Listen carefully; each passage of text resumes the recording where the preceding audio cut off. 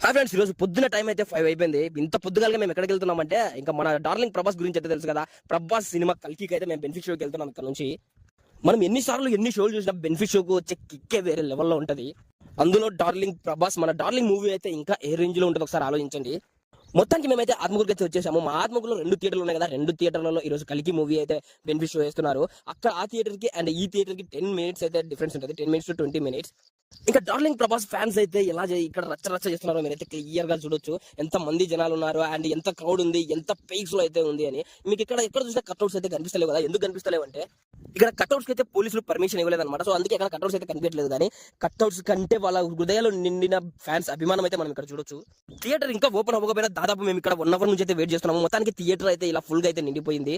1 hour wait చేసి అంటే పొద్దుగాలికి cinema 6:50కి అయితే మేమంతా 5 o'clock కి ఇక్కడికి వచ్చేసాం అనమాట. ప్రభాస్ ఫ్యాన్స్ మామూలుగా ఉండదు అనమాట. ఆ రేంజ్ లో ఉంటుంది. ఇంకా సినిమా ఏదో మాట్లాడుకోబోతుందో మన ఛానల్